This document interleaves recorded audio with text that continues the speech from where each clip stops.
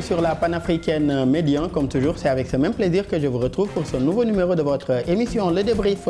De plus en plus sur le continent, les pays font face à des cyberattaques et d'autres formes de cybercriminalité. Les cybercriminels usent régulièrement de modèles de plus en plus sophistiqués, d'où l'engagement des États à davantage renforcer les moyens de lutte et à accroître la sensibilisation et la formation des forces de défense et de sécurité sur les questions de cybersécurité. L'objectif étant d'arriver à un cyberespace plus sûr. Comment faire face aux nouveaux modèles de cyberattaques sur le continent? Quelle place de la coopération régionale et internationale pour mieux lutter contre la cybercriminalité? Le développement en première partie du débrief. En seconde partie d'émission, nous parlerons de sécurité et d'évolution numérique. Au fil des années, l'Afrique a connu une forte croissance dans le domaine des technologies, ce grâce à un meilleur accès à Internet, à des startups dynamiques et à des politiques plus efficaces, ce qui a conduit à un bond de l'économie numérique africaine qui passe de 1,1% du PIB en 2012 à 4,5% en 2020 et pourrait atteindre 8,5% d'ici 2050. Cette évolution des technologies numériques n'est pas sans conséquences, surtout sur le plan de la sécurité, d'où le défi de la sécurité numérique. Quelle stratégie pour sécuriser l'évolution numérique sur le continent? Quelle contribution des cadres législatifs et réglementaires pour une transformation numérique plus sécurisée? Le développement en seconde partie du débrief. Sur ce plateau, pour en parler avec nos invités, M. El Hadj Daouda Diagne, vous êtes spécialiste et analyste en cybersécurité, également directeur de Computech Institute. Merci d'avoir répondu présent à notre invitation. Tout à fait, merci beaucoup. C'est tout un plaisir de répondre à cette invitation-là et pour débattre de ces thématiques très intéressantes, juste pour le bien-être des communautés. Tout à fait. Et j'ai le plaisir de partager le plateau avec mon jeune frère Gérard Dacosta. Et un plaisir également, M. Diagne, ainsi qu'un honneur aussi de partager ce plateau avec vous, merci. ainsi qu'avec Gérard Dacosta également, ingénieur en cybersécurité, IT trainer et IT consultant. Merci également Gérard d'avoir une nouvelle fois répondu présent à notre invitation. Merci beaucoup M. Daouda Sow pour l'invitation. Donc je remercie aussi mon mentor, M. Daouda Diagne. Donc je vais essayer de ne pas me tromper entre les Daouda. Je pense que vous saurez en tout cas vous y retrouver et j'espère, nous restons en tout cas sur le mois d'octobre qui est un mois quand même assez particulier pour les acteurs aujourd'hui de l'écosystème de la cybersécurité que vous êtes, puisque célébrant Octobre Cyber, c'est-à-dire le mois de la sensibilisation sur la cybersécurité. Quelle lecture faites-vous aujourd'hui de la cybersécurité ou de la sécurité dans le cyberespace en Afrique? Ok, donc avant même d'aller beaucoup plus loin, parce que j'avais assisté un jour à un débat dans un groupe panafricain, ils m'ont reproché en fait de célébrer Octobre Cyber, parce qu'ils disent que c'est le mois européen de la cybersécurité. Donc ma réponse a été ceci, à savoir que aujourd'hui la cybersécurité, je pense qu'il n'y a pas plusieurs cybersécurité, il n'y a pas de cybersécurité pour la partie Afrique ou autre. Donc c'est une même cybersécurité parce que l'informatique, c'est une science juste en fait. Et la cybersécurité, si un continent fait cela, ça veut dire que tous les autres peuvent reprendre ces fêtes-là. La même logique même, on fait beaucoup de fêtes ici en Afrique, même que peut-être on a exporté ces fêtes-là. Donc pourquoi pas fêter la cybersécurité durant ce mois d'octobre. Et depuis lors, grâce même à l'initiative de M. Diagne qui est là, qui a lancé la première session d'Octobre Cyber. Donc c'était en 2018. Donc et c'est là en fait que l'amour est venu et nous on a continué. Voilà, ça a été vraiment de longue haleine, un travail vraiment précieux et tout, qui a permis en fait de pouvoir vraiment mettre en place cela. Maintenant, par rapport à l'Afrique, aujourd'hui, on note qu'on a beaucoup de retard sur plusieurs points, et même sur la cybersécurité. Parce qu'aujourd'hui, quand on parle de cybersécurité, on parle aussi de souveraineté numérique. Et beaucoup d'experts disent en fait souveraineté numérique, mais c'est une utopie. Parce qu'aujourd'hui, on est hyper dépendant de beaucoup de solutions. On utilise beaucoup de technologies que nous n'avons pas créées, etc. Et derrière, on ne cherche pas à comprendre comment ça se passe en fait. Et aujourd'hui, ça veut dire qu'aujourd'hui, si nous, on est hyper dépendant de ces technologies, beaucoup de choses qui sont là aujourd'hui, nous, on est hyper dépendant des étrangers. Ça veut dire qu'aujourd'hui, notre cybersécurité même est menacée. Parce que la cybersécurité, c'est quoi? C'est la capacité à pouvoir protéger le système informatique et la partie humaine. Et comme on le dit, on ne peut pas protéger ce qu'on ne connaît pas. Et donc, il faut que vraiment on puisse, comme je l'ai dit la dernière fois, créer des concepteurs et non des utilisateurs avancés. Sinon, c'est ça. Mais on voit beaucoup de pays actuellement en Afrique qui commencent vraiment à se montrer. Il y a le Maroc, l'Afrique du Sud, surtout les pays anglophones là, ils sont en train vraiment de marquer le pas. Et aussi dans l'Afrique de l'Ouest, il y a le Sénégal, il y a d'autres pays qui sont là, même la Guinée-Conakry. Pour la petite histoire, le Bénin aussi, j'ai rencontré un certain Fodé durant un colloque cyber. Donc il a été envoyé par la primature de la Guinée-Conakry. Et aujourd'hui, ils ont mis en place des concepts de souveraineté. Donc vous savez, moi j'avais même pas eu cette information, mais apparemment en Guinée-Conakry, ils ont réussi à contraindre Facebook d'installer des serveurs locaux là-bas. Et ces serveurs-là vont permettre aux Guinéens qui sont au niveau de ce même espace géographique de pouvoir échanger les informations. Ils n'ont pas besoin de faire sortir vraiment ces informations-là, aller dans un autre serveur à des kilomètres dans d'autres continents. Et cela permet par la même occasion aux autorités publiques guinéennes également d'avoir un regard sur ce que aujourd'hui Facebook ou bien Meta fait de l'usage en tout cas des données de ces populations guinéennes-là. On reste avec les usagers aujourd'hui de l'outil numérique. Sont-ils suffisamment conscients aujourd'hui de ces cybermenaces qui les guettent et ont-ils les outils en tout cas nécessaires pour y faire face? Je dirais non, je dirais oui. Donc quand je dis non, je dirais non à 60 à 70%. Pourquoi je dis non? Ça veut dire qu'aujourd'hui, il y a d'abord l'éducation de base. Aujourd'hui, nous savons que les pays développés ont réussi à faire des formations dès le bas âge. On apprend aux enfants c'est quoi les réseaux sociaux, etc. Ils grandissent en connaissant c'est quoi le numérique. Et après, à un certain stade, on commence à leur montrer les dangers, etc. Donc eux, ils sont avertis. Maintenant, nous ici en Afrique, il y a plusieurs contraintes. Il y a des gens en fait qui sont analphabètes, on parle plusieurs langues, et ainsi de suite. Il y a des gens qui pensent en fait que attaquer un système volé, c'est dans les films, donc ça n'existe pas. Et donc il y a tellement de vérité que parfois les gens se perdent. Maintenant, on est obligé vraiment de sensibiliser et aussi de trouver des moyens de pouvoir parler avec cette personne-là, avec sa langue.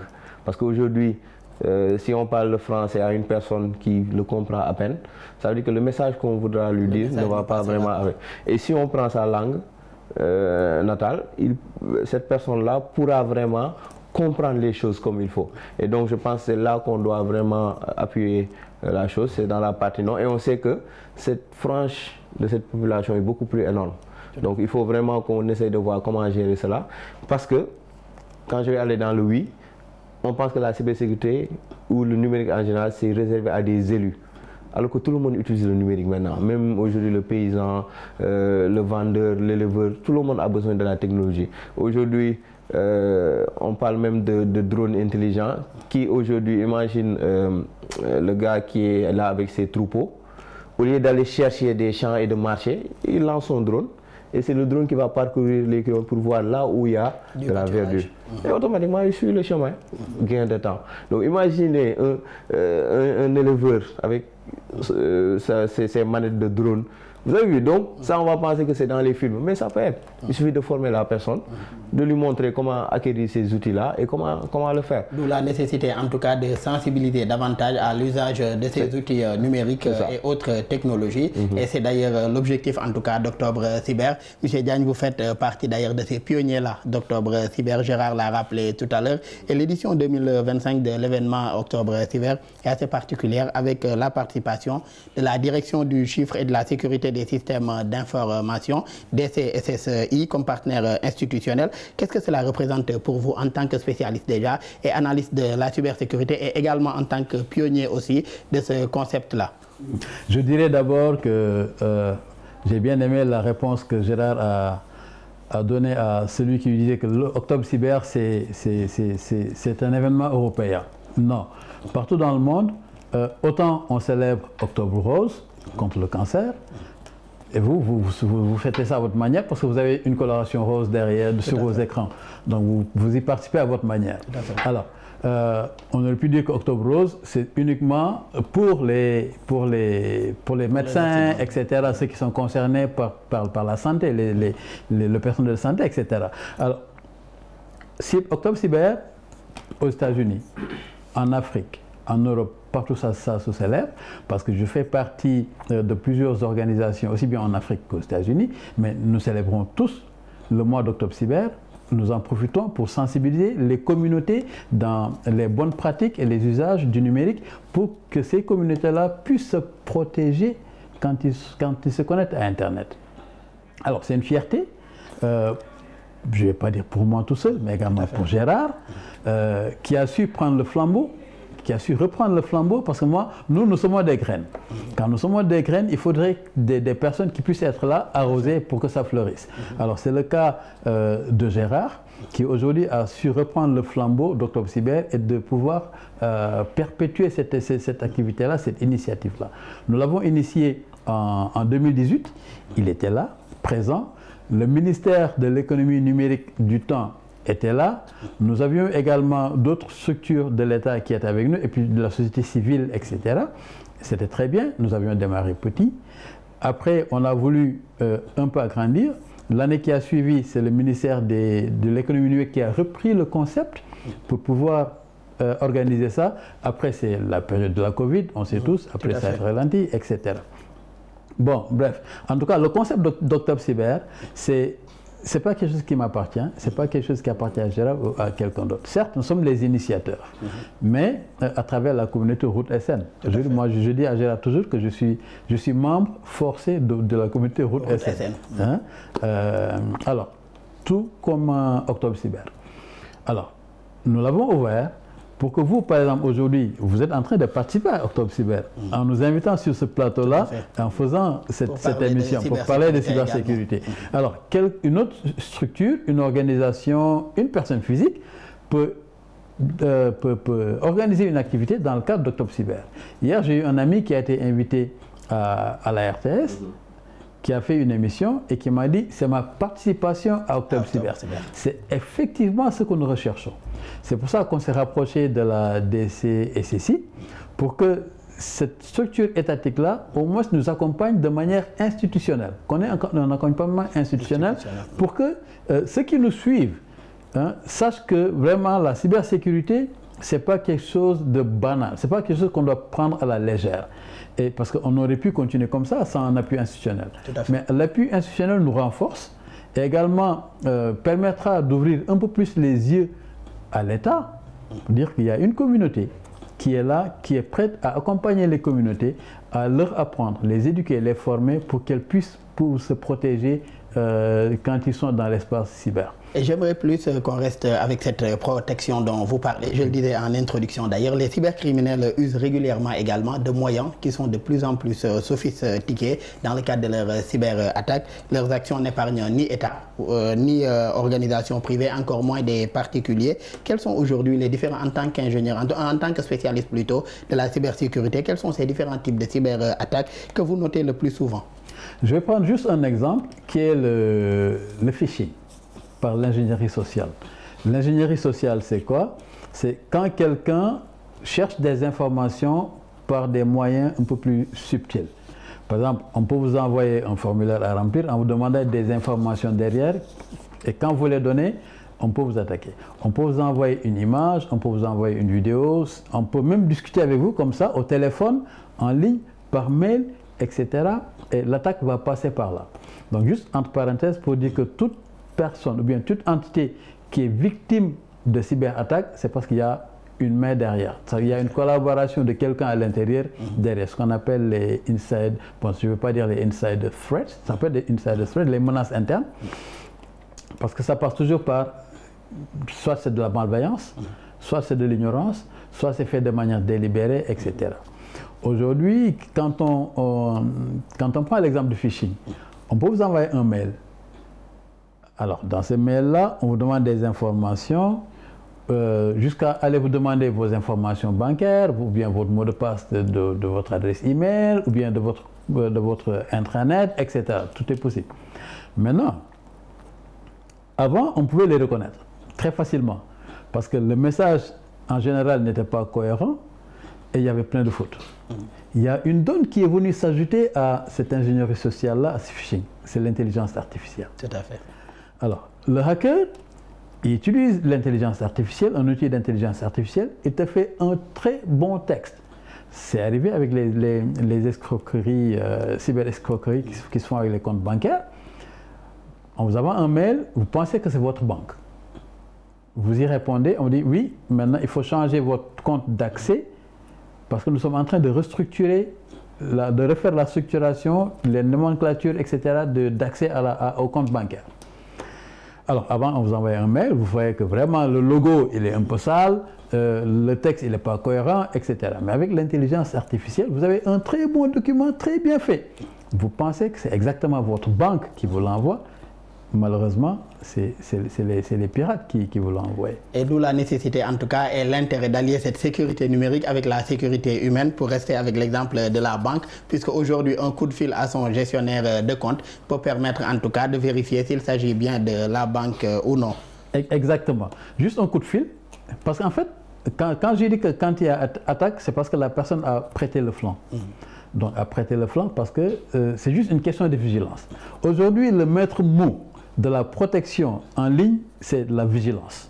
Vigilance. Comme l'exemple que j'ai donné avec l'intelligence artificielle, vous avez un très beau texte, très bien fait. Mais il suffit juste d'avoir le réflexe d'appeler la banque, le gestionnaire des comptes, pour dire est-ce que cette information elle est avérée? Émane de vous. Est-ce que ça émane de vous? Rapidement, on peut vous dire c'est un oui ou c'est un non. Et là, c'est un non, vous vous protégez. Et si on reste avec cette vigilance dont vous avez parlé, Gérard, selon vous, comment mieux faire face aujourd'hui à ce type de cyberattaque? Il y a Daouda qui en a cité quelques-unes. Comment mieux faire face, selon vous, à ce type de cyberattaque? Oui, donc c'est une question qui est très importante. Donc il y a plusieurs niveaux. Hein. D'abord, il y a ce qu'on appelle les end-users, c'est-à-dire que c'est les utilisateurs finaux. Donc ces personnes-là, ils ont besoin d'être accompagnés, formés et sensibilisés. Donc sur les risques majeurs. Donc il y a ce qu'on appelle aussi les techniciens. Et à l'intérieur, il y a les utilisateurs avancés et il y a aussi les techniciens en sécurité. Donc l'idée aussi, c'est de les permettre de se former et de comprendre les nouvelles formes de menaces, comprendre comment les protéger, avoir des certifications internationales et venir appliquer cela par rapport à leur système d'information. Donc en gros, c'est cela. Mais il faut savoir, comme mon cher Daouda l'a dit, actuellement avec l'intelligence artificielle, c'est difficile de pouvoir distinguer certaines menaces parce qu'on les appelle les APT, donc les menaces avancées et persistantes.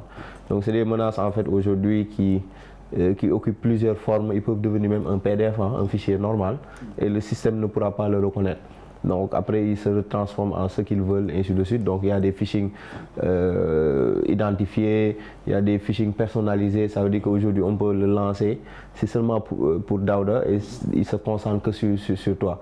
Donc il y a beaucoup d'autres exemples hein, aujourd'hui d'APT aujourd'hui qui gangrènent aujourd'hui le cyberespace et les gens sont en train. Et je peux donner l'exemple, je pense sur Internet, il y avait eu le cas en Chine d'une dame là qui s'est fait avoir. On lui a envoyé un lien Zoom. Elle pensait parler au conseil de direction. Il y avait tous les directeurs. Elle a fait un virement, je ne sais pas de combien de yang, c'était beaucoup. Et elle pensait qu'elle parlait avec les dirigeants parce qu'elle était en vidéoconférence. Il y a les gens qui prenaient la parole et tout c'était du deepfake. Donc juste pour dire que parfois même le fait d'appeler son gestionnaire, ils peuvent intercepter l'appel et même te rediriger quelque part, répondre en tant que tel et autres. Parce qu'aujourd'hui, c'est pourquoi les cybercriminels ont besoin d'argent. Plus ils ont de l'argent, plus ils peuvent investir sur la technologie et plus ils peuvent faire beaucoup de choses. Et nous l'intérêt de beaucoup plus miser sur la vigilance, comme le disait Daouda également. Et dans l'édition 2025 Daouda de son rapport Africa Cyber Threat Assessment Report, Interpol liste les 4 types en tout cas de cyberattaques qui ont été les plus fréquentes en Afrique en 2024. Il s'agit d'escroqueries en ligne, vous en avez parlé tout à l'heure, de rançons logicielles, de compromission de courriel professionnel, vous en avez également un peu parlé, et de sextorsion numérique. Quelle est la particularité aujourd'hui de chacune de ces cyberattaques et leur impact sur leurs victimes? Parce que leurs victimes, je le rappelle, peuvent être des particuliers et même des États. Oui, je vais commencer par le rançongiciel, le ransomware, qui est beaucoup plus virulent est beaucoup plus difficile à contourner, et bien je veux dire à corriger. Parce que quand on est victime d'une attaque par ransomware, des fois on n'a pas le choix. Parce que soit il faut payer ou refuser de payer. Et le ransomware, ça peut provenir de plusieurs manières. Ça peut passer par exemple, l'exemple que vous avez donné par rapport à la compromission de mail. Ça peut passer par là. Tout à l'heure, j'ai dit que quand il y a attaque, on est passé par un utilisateur interne de l'entreprise, par exemple. Alors, on peut usurper le mail, comme on peut envoyer un mail PDF, un PDF comme Gérard l'a mentionné tout à l'heure. Vous ouvrez le mail, paf, le ransomware s'installe sur votre ordinateur. Et ça peut passer également par juste un fichier Word, ça peut passer par une image, par une vidéo, etc. Et c'est très virulent. Ça peut s'installer et automatiquement, bon, ça dépend des formes également. On peut l'installer et ne pas l'exécuter tout de suite. Comme ça peut s'exécuter tout de suite également.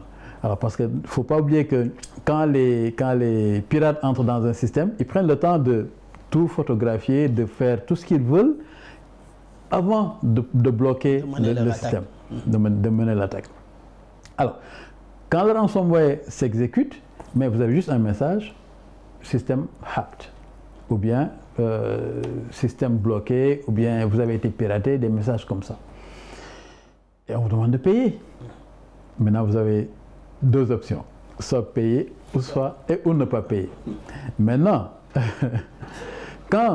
si c'est le cas d'une entreprise, par exemple, si l'entreprise faisait régulièrement ses sauvegardes, de manière régulière et fréquente, l'entreprise peut ne pas payer. Donc, il restaure ses systèmes et puis il remet en marche, il n'y a aucun problème. Si maintenant, l'entreprise n'a pas de sauvegarde du tout, alors là, il y a un problème. Là, ils sont obligés de payer. Et là, c'est là où se trouve maintenant le danger.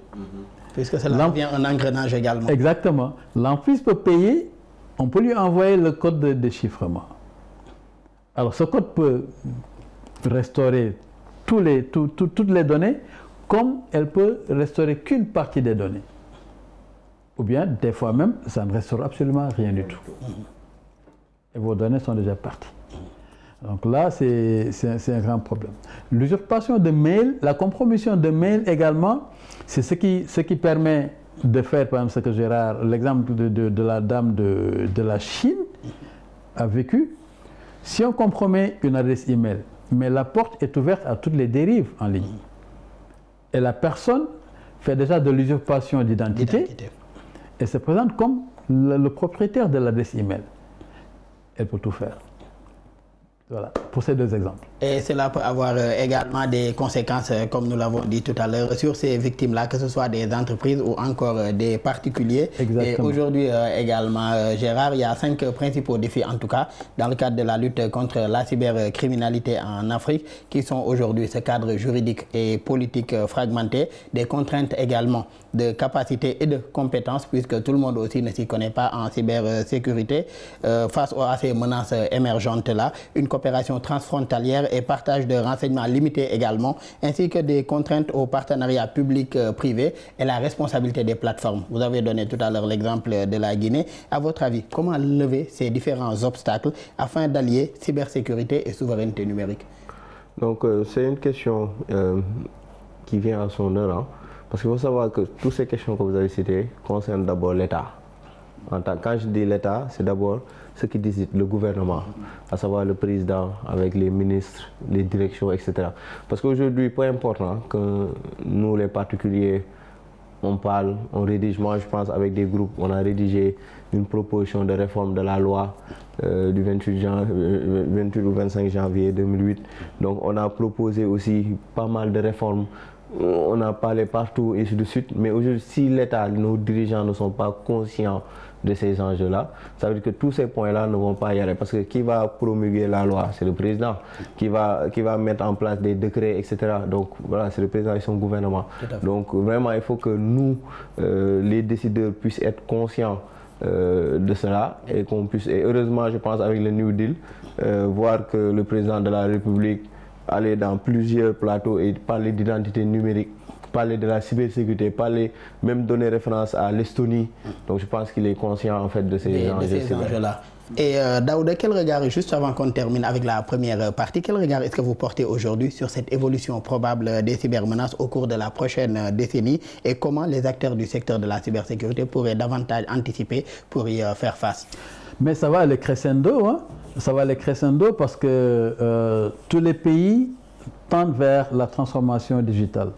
Tous les pays aujourd'hui veulent aller veulent offrir des services au public, des services digitaux très simples, faciles à utiliser et qui vont leur faciliter la vie, par exemple. Donc il y a plusieurs exemples dans le domaine de la santé, dans le domaine des documents administratifs, etc. Mais ce qu'il faut noter, c'est qu'il faut d'abord une volonté politique. Tout à fait. Pour que la cybersécurité soit prise au sérieux dans les pays. Aujourd'hui, le Sénégal n'a pas de stratégie nationale de cybersécurité. Nous avions travaillé sur une stratégie, la SNC 2022, donc qui couvrait la période de 2017 à 2022. Donc cette stratégie-là, elle est caduque. Tout à fait. Il va falloir qu'on ait une autre stratégie pour pouvoir assurer un peu la cybersécurité. Et de cette stratégie-là va émaner certainement une loi qu'on n'a pas encore sur la cybersécurité. Donc il faut que la cybersécurité soit vraiment très stratégique au niveau stratégique. Quand je dis au niveau stratégique, ça veut dire au niveau vraiment au top, au sommet de l'État. Et cela en appelle en tout cas à cette volonté politique dont vous avez parlé tout à l'heure. Gérard l'a dit, la dernière loi sur la cybersécurité au Sénégal, elle date de 2008. Et en seconde partie du débrief également, il sera question de parler de sécurité également, mais surtout face à l'évolution également du numérique. Et c'est tout de suite.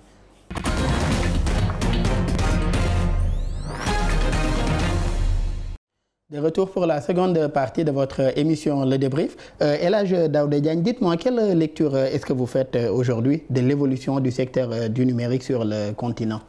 Vous avez donné un chiffre tout à l'heure très intéressant. Vous avez dit que le PIB, l'économie numérique va participer à hauteur de 8%, 8,5% d'ici 2050. D'ici 2050. Mais moi, je dirais que ça va aller plus vite que ça. Parce que quand vous voyez l'évolution de l'informatique, du numérique, on est passé des TIC, des NTIC, nouvelles technologies d'information et de la communication, des NTIC, qui ne sont plus nouvelles, aux TIC. Tout à fait. Alors, maintenant, les TIC sont en train de tirer quelque chose qu'on appelle la transformation digitale. Alors, avec le mouvement qu'on est en train de suivre, de vivre à travers cette évolution-là, mais moi je dis que ces 8,5% en 2050 vont être dépassés. Parce que l'économie numérique va évoluer très vite, autant que la technologie, c'est du parallèle, ils vont y aller parallèlement. Tout à fait. La technologie va évoluer, mais l'économie numérique va parallèlement évoluer par rapport à cette technologie-là. C'est normal. Donc maintenant, il ne faut pas se leurrer, hein? Il ne faut pas arrêter la main avec ses bras. Ça va aller très vite. Ça va aller très vite. Et est-ce que cela n'appelle pas à aujourd'hui mieux légiférer sur ces questions-là, ces questions d'économie numérique, ces questions surtout de cybersécurité? Puisqu'on le note dans certains pays également, il y a différentes lois aujourd'hui sur la cybercriminalité, sur la protection des données à caractère personnel, mais pas forcément aujourd'hui des lois sur la cybersécurité ou bien même des stratégies nationales cybersécurité pour ces pays-là. Tant qu'il n'y a pas de régulation, enfin, je dirais même pas régulation, de législation dans toute chose, ça sera non seulement l'anarchie et bonjour les dégâts, les dérives, etc.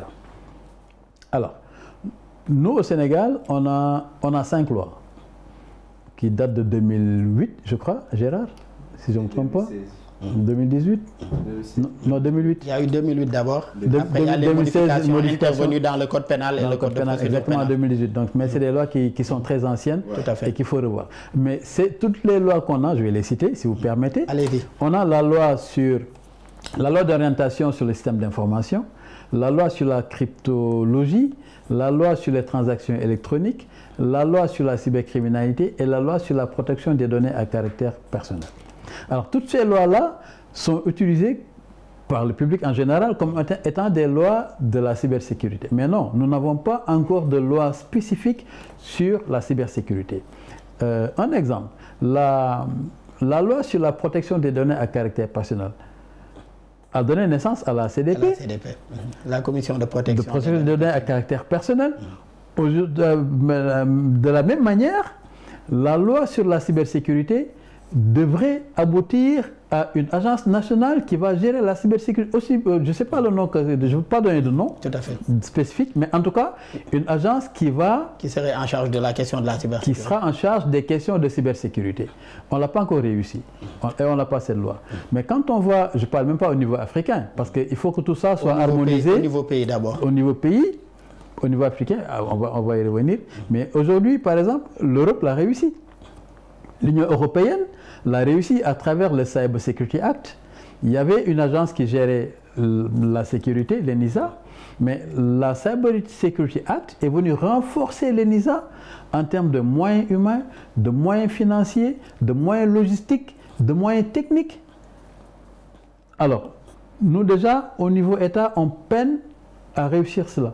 Et on devrait tendre vers ça avec bon, nous espérons, hein, nous tous les acteurs de cybersécurité au Sénégal, que cette loi voit le jour et qu'une agence spécifique dédiée à la cybersécurité voit le jour. Parce que cette agence-là également, c'est cette loi et cette agence-là qui vont permettre la mise en place d'autres structures que nous n'avons pas encore actuellement. Bon, on en a en parenthèse, c'est les CERT. C'est les SOC, les CERT, c'est les Computer Emergency Response Team. C'est des équipes qui sont là, prêtes à répondre quand il y a cyberincident. Ils font de la formation, l'équipe fait de la formation, fait de la sensibilisation et répond également de manière technique, organisationnelle quand il y a des incidents. Aujourd'hui, si on avait un CERT, ce qui s'est passé, par exemple, les attaques que le pays a connues au niveau des structures étatiques, aurait pu être évité, ou bien l'impact n'aurait pas été aussi virulent que ça. Certes, c'est ça, mais également un SOC, le Security Operations Center, sont des centres de sécurité opérationnelle qui permettent, comme vous avez mis vos écrans ici, de voir en temps réel, de détecter les attaques, les tentatives d'attaque qui se font soit sur une structure, même au niveau de l'État. Il a donné tout à l'heure l'exemple de l'Estonie. Moi, j'ai été en Estonie, j'ai visité plein de centres, les SOC, les CERT, etc. Mais attends, les gars ne badinent pas avec ça. Hein. Et en temps réel, ils ont toutes les tentatives d'attaque. Et ils peuvent se dire, oui, ça c'est une attaque DDoS. DDoS, c'est quand le serveur est saturé, le service est saturé, etc. On ne peut plus y accéder. Ils peuvent dire, oui, ça c'est une attaque par rançongiciel, etc.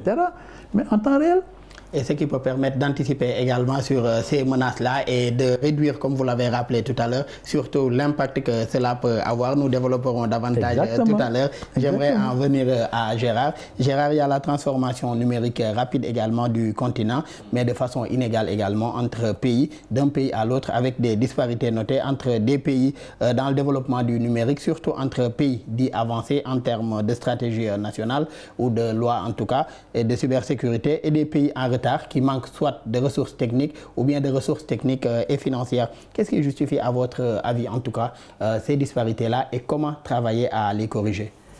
Bon, il y a plusieurs choses. Hein. Donc aujourd'hui, si on voit, je vais donner l'exemple de plusieurs lois, plusieurs stratégies qui ont été mises en place. C'est soit la Banque mondiale qui finance ou d'autres organes internationaux qui financent. Et plus souvent des partenaires techniques et financiers. C'est ça. Et quand ils ne financent pas n'importe quel pays. Ils voient les pays avec lesquels ils ont plus d'intérêt qu'ils vont financer. Donc ça veut dire qu'aujourd'hui, c'est ça qui va se poser encore la question de la souveraineté. Pourquoi pas les pays africains se regroupent et aident entre eux pour pouvoir financer les projets? Parce qu'actuellement, j'ai eu la chance de côtoyer beaucoup de personnes de la sous-région. Congo, la Banque mondiale est en train de financer pour accélérer la transformation digitale et la cybersécurité. Guinée-Bissau, la même chose, ils sont en train de faire cela. Et dans beaucoup d'autres pays, ici même au Sénégal. Donc aujourd'hui, ça veut dire qu'eux aussi, en fonction de leur rythme, en fonction de leur choix, ils pourront dire par exemple, par préférence, ce pays-là peut-être il a plus d'intérêt, tant je vais aider ce pays-là. Parce que ce pays-là aussi, il ne faut pas qu'on se voie la face. Lors d'une de mes interventions, j'avais dit en fait que nous on parle de cybersécurité, de souveraineté, maîtrise de l'énergie, mais aujourd'hui l'Afrique a d'autres problèmes aujourd'hui, la famine, le manque d'éducation, etc. Donc ces problèmes-là, je pense que quand les États reçoivent de l'argent, pour gérer leur pays, ils ne vont pas penser directement à l'investir dans le numérique. Les besoins sociaux de base. D'abord. Et donc ça veut dire que pour pouvoir aider ce pays-là à avancer, c'est d'autres instituts qui viennent avec des fonds qui vont dire qu'on l'utilise que directement que sur cela. Donc c'est ça qui justifie parfois ces retards-là. Parce qu'il y a des choix, il y a des priorités que les pays font en interne. Et parfois le numérique est resté en latte. Et on le voit parce qu'ils pensent qu'en fait, bon, c'est quelque chose qu'on ne mange pas. Donc c'est quelque chose qui ne pourra pas vraiment... Alors que le numérique est devenu un élément central. Et vous l'avez rappelé tout à l'heure, ce sont beaucoup plus ces partenaires techniques et financiers étrangers-là qui investissent en tout cas dans le soutien de nos États au développement de certaines stratégies ou bien même de questions liées à la cybersécurité. Justement, quels sont les enjeux aujourd'hui liés au renforcement de la cybersécurité sur le continent? En tout cas, les enjeux sont très nombreux. Donc, parce que pourquoi c'est nombreux? Je vais donner l'exemple d'abord. Il y a l'enjeu protection des données. Parce qu'aujourd'hui, ces grandes entités-là, s'ils décident de vous aider, je pense qu'ils attendent aussi d'avoir des rapports, de voir en fait où l'argent qu'ils ont mis, l'investissement a donné quoi. Donc ils ont besoin d'avoir une visibilité. Et ça les permet aussi de connaître en fait l'Afrique, en fait, quelle est sa position sur la partie cybersécurité. Et donc ça veut dire que nous, aujourd'hui, les questions de souveraineté, ça veut dire qu'il faut qu'on les revoie par rapport à cela. L'autre chose, c'est qu'aujourd'hui, même avec ces investissements-là, ça permet aussi d'accélérer cette transformation. Parce que tout à l'heure, vous avez dit quelque chose d'important, à savoir quand vous avez posé la question à Daouda aujourd'hui, dans quelques années, quels sont les enjeux? Elles sont énormes.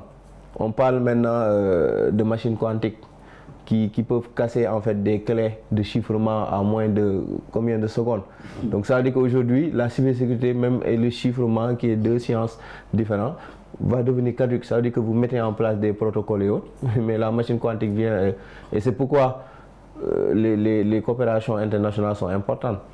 Parce qu'ils ont pu vraiment limiter d'abord ces vendeurs-là en leur disant que ces types de machines-là, donner le cas des universités ou des personnes habilitées et ne le mettez pas à grand public parce que sinon une personne mal intentionnée va l'acheter et va attaquer. Donc, mais ils ne pourront pas aussi le tenir indéfiniment.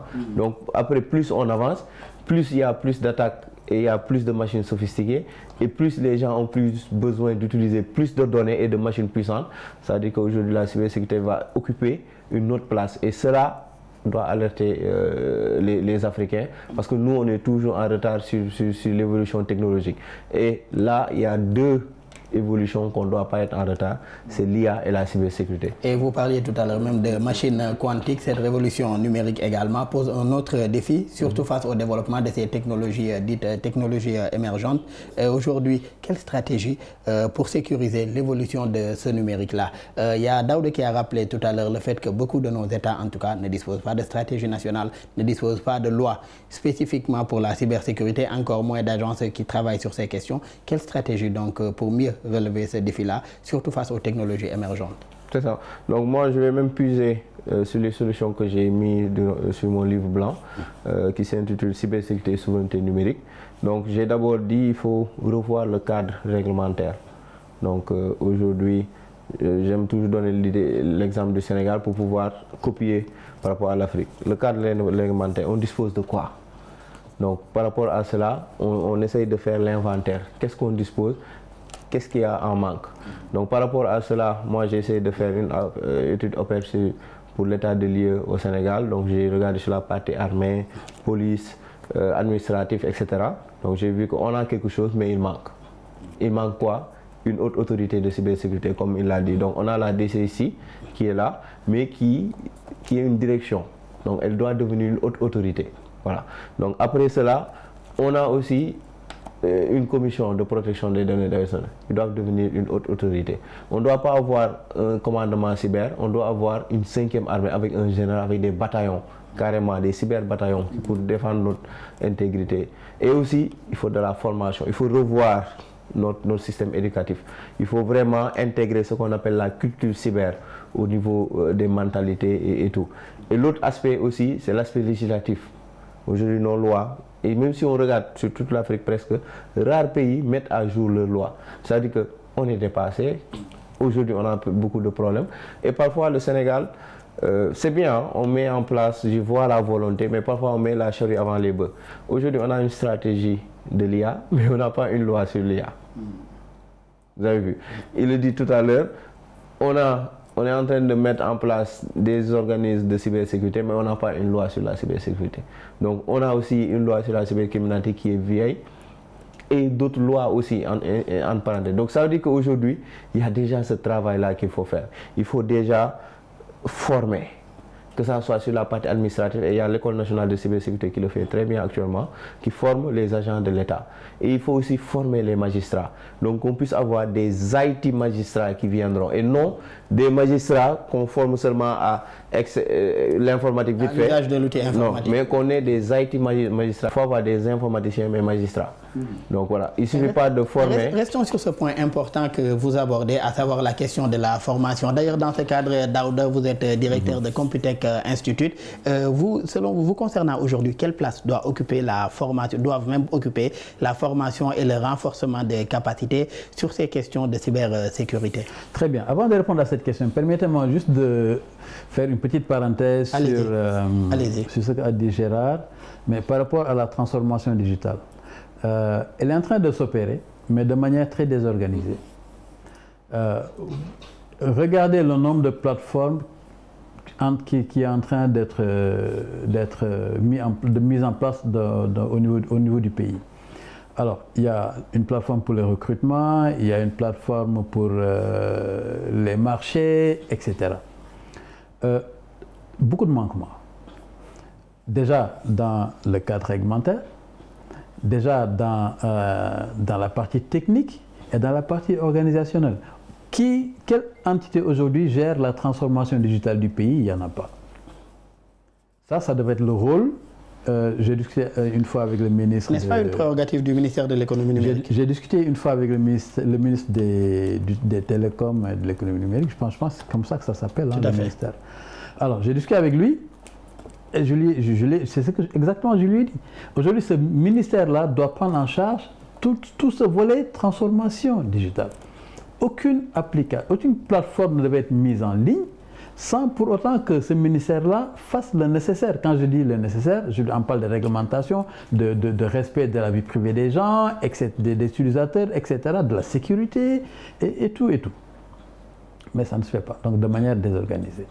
Alors, juste une parenthèse pour attirer l'attention que nous sommes toujours exposés et nous serons toujours exposés tant que nous ne changeons pas de paradigme par rapport à la gestion de cette cybersécurité au niveau local.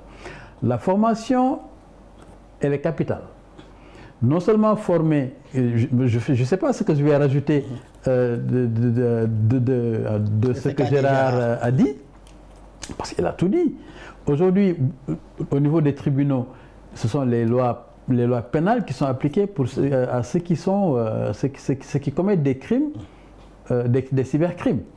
Alors que des magistrats devaient être capables de faire des investigations, devraient être capables d'analyser des données, d'aller en profondeur des preuves issues des investigations numériques, etc.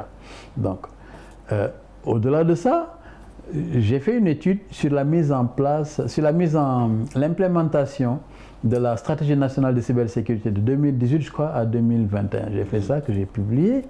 Alors, dans ce rapport-là, j'ai proposé une chose très intéressante, que l'État doit avoir, comme il a dit, moi je l'ai appelé autrement, il a parlé de bataillon. De bataillon 5e armée. Alors moi, j'avais dit qu'il faut que l'État puisse avoir un bataillon de hackers. C'est normal. Alors ce sont ces gens-là qui vont s'occuper de la cyberdéfense. Non seulement ça, mais la meilleure façon de se défendre, c'est d'attaquer. Aujourd'hui, je vais faire un petit glissement dans la géopolitique, qui est aujourd'hui un enjeu majeur de cybersécurité. Tout à fait. Prenons l'exemple de la guerre entre l'Ukraine et la Russie. Cette guerre-là, avant d'être physique, elle a été une guerre cybernétique. La guerre des 12 jours également entre l'Iran et Israël. Et Israël. Donc ça également sont des enjeux politiques. Donc d'où la nécessité de mener des formations. Moi, je ne me limite pas à la formation, mais je dis il faut sensibiliser, il faut former, il faut éduquer. La formation, c'est quelqu'un qui va avoir des skills, des compétences avérées dans la cybersécurité. L'éducation, c'est pour quelqu'un à qui on enseigne les bonnes pratiques, comment se prémunir, comment éviter certaines choses. Mais la sensibilisation pour éveiller les consciences. Tout à fait. Mais ces trois choses-là vont de pair, vont ensemble. Parce que autant qu'on va former, mais autant qu'il faut sensibiliser et éduquer. Parce que si on forme des élitistes, on forme en licence de cybersécurité, on forme en master, on forme des docteurs, on forme des techniciens supérieurs. Mais et après? On forme plus des élitistes, comme vous le dites. On forme des élitistes, mais il faut que le débat soit rabaissé, il faut que le langage soit rabaissé au plus bas niveau, jusqu'à ce que le citoyen simple, lambda, puisse y accéder et puisse en profiter. Donc c'est ça le but de la sensibilisation et de l'éducation. Et l'Afrique reste aujourd'hui un continent connecté, nous le disons depuis tout à l'heure, mais toujours en quête de cette souveraineté numérique-là dont on parle. Comment donc concilier l'exploration aujourd'hui du plein potentiel du numérique avec la maîtrise au niveau continental surtout des données et des technologies y afférentes, puisqu'il y a de ces moyens également qu'un seul État ne peut pas résoudre, ou de ces questions plutôt qu'un seul État ne peut pas résoudre. Tout à fait. Avant de parler de ça, moi, sur la souveraineté numérique, je fais partie de ceux qui, des utopistes. Récemment, j'ai répondu à un poste de quelqu'un, d'un ami qui parlait de souveraineté numérique. Il a été fier. J'ai dit, mais arrêtez ce discours populiste. Parce que quand on ne produit pas, on ne peut pas être souverain. Mais à moins que vous ne compreniez pas ce que c'est que le terme souverain. Souverain, c'est quoi? C'est être libre, affranchi, faire ce qu'on veut. Mais techniquement, ou bien technologiquement, si on comprend juste l'architecture de l'Internet, comment ça fonctionne, on se rend nettement compte qu'on ne peut pas être souverain. Mais je ne parle pas de la production d'équipements qu'on utilise, bien etc. Sûr. Les applications, mais nos données sont tous dans le cloud. Effectivement. Partout ailleurs. Donc on ne peut pas aspirer à cette souveraineté. Et la personne me dit, oui, ça se construit. Oui, donc je suis d'accord quand vous me dites, construisons la souveraineté numérique. Donc on a une vision futuriste. Mais quand on veut être souverain tout de suite, on ne peut pas. D'autant plus que les conditions ne sont pas encore réunies pour ça. Aucune condition n'est réunie. Aucune condition n'est réunie pour assurer une souveraineté numérique. Même les États européens ne sont pas souverains numériquement. D'accord? Donc, c'est juste la parenthèse que je voulais ouvrir par rapport à la souveraineté numérique. Par contre, mais maintenant, pour revenir à votre question, au niveau régional ou bien au niveau continental. Mais le maître mot, c'est la coopération. Mais cette coopération également ne va pas se faire du tic au tac. J'ai parlé tout à l'heure de défauts de stratégie nationale au niveau de certains pays. J'ai parlé du défaut du cadre réglementaire. J'ai parlé également de manque de politique, de politique au niveau des institutions. Mais tant que ces conditions-là ne sont pas réunies, déjà au niveau régional... D'abord au niveau national, avant d'en arriver au niveau régional. C'est une échelle. Hein? Il faut que ça soit réglé au niveau national. Et maintenant, au niveau régional, il y a la CEDEAO qui est en train de faire de très belles choses. Parce que récemment, il y a eu une réunion au Nigeria pour mettre en place un centre de surveillance, un centre de cybersécurité, quoi, à vocation régionale, par exemple. Je ne connais pas exactement le terme, mais le but de la réunion, c'était ça. Alors, si on réussit ces choses-là, c'est excellent. Mais il faut également que les États coopèrent. Un cybercriminel qui commet un crime, qui est basé par exemple dans un pays de la sous-région, de la sous-région, qui commet un cybercrime au Sénégal. Mais les autorités judiciaires du Sénégal devraient avoir la possibilité de coopérer avec cet État-là pour que cette personne-là soit sanctionné soit avec les lois locales, soit extradé au Sénégal. Je ne sais pas, le mécanisme. Je ne suis pas juriste. Le renforcement de la coopération judiciaire inter-État. Voilà, je ne suis pas juriste, mais au moins on pourrait avoir cette coopération-là judiciaire.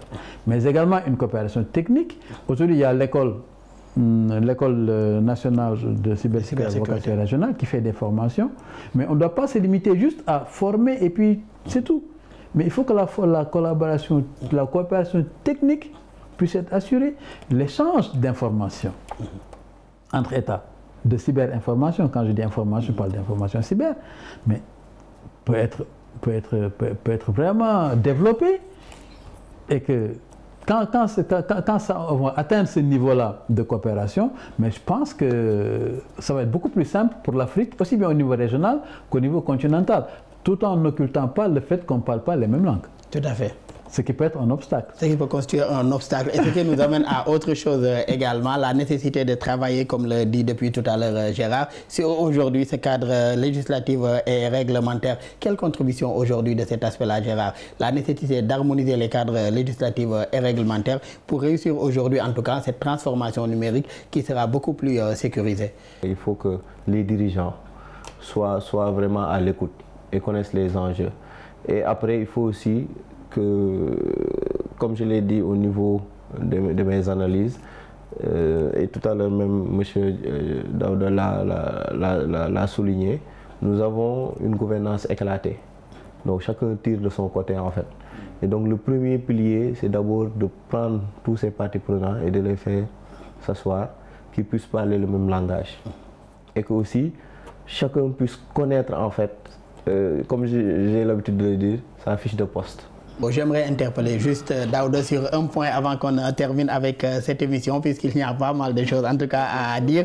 Et le rapport Africa Human Risk Management Report 2025, publié en août dernier également, soutient que les responsables de cybersécurité se disent globalement confiants dans la sensibilisation de leurs équipes, alors que 10% a affirmé croire pleinement en tout cas, sauraient réagir correctement, leurs collaborateurs sauraient réagir correctement au phishing dont on parlait tout à l'heure. Ils se disent confiants par rapport à leur politique cybersécurité, mais il n'y a que 10% de leurs collaborateurs aujourd'hui qui sauraient reconnaître un phishing, comme vous l'expliquiez tout à l'heure. Ce rapport est basé sur les réponses de décideurs IT provenant de 30 pays africains. À votre avis, qu'est-ce qui justifie ce décalage entre communication institutionnelle et pratique sur le terrain? Bon, vous savez, hein, des fois, les sondages comme ça, les études comme ça, bon, on en a fait plusieurs. Des fois, les données peuvent être biaisées. Parce que les destinataires de cette enquête-là peuvent répondre comme ça.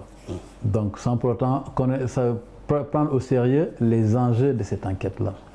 Mais quand même, je dirais que 10%, c'est très faible. Et ils ont parlé de sensibilisation. Non, justement, il ne faut pas se limiter à la sensibilisation. Parce que sensibiliser uniquement, je ne dirais pas que ça ne sert pas à grand-chose, ça sert à quelque chose. Mais il faut aller au-delà de la sensibilisation.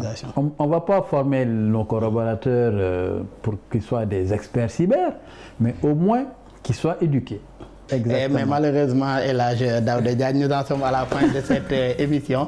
Je rappelle que vous êtes spécialiste et analyste en cybersécurité, également directeur de Computech Institute. Ça a été un plaisir en tout cas de partager ce plateau avec vous. Et merci encore pour la disponibilité. Merci beaucoup. Hein. Tout le plaisir était pour moi également de partager le plateau avec mon jeune frère Gérard.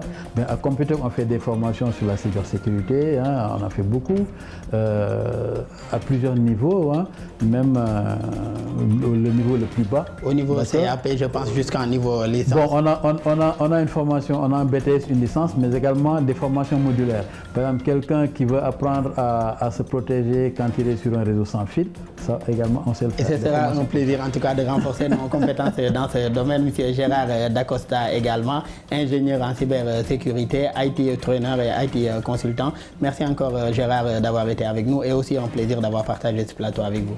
Merci beaucoup et merci beaucoup de toujours penser à moi pour ce genre de plateau. J'aime toujours être dans cet environnement, échanger et apprendre toujours des autres invités. Et aujourd'hui, j'ai le plaisir d'être avec mon mentor. En tout cas, c'est une personne que j'estime bien, que je respecte parce qu'il est généreux sur tous les plans en fait. et il est très humble, comment vous le voyez comme ça. Et merci à tous les deux. En tout cas, la générosité, tous les deux. Vous en avez fait montre intellectuellement tout au long de cette émission. Merci à nos collègues aussi de l'équipe technique pour les facilitations et pour la réalisation de cette émission. Merci à vous tous qui nous suivez et très bonne suite de programme sur nos antennes.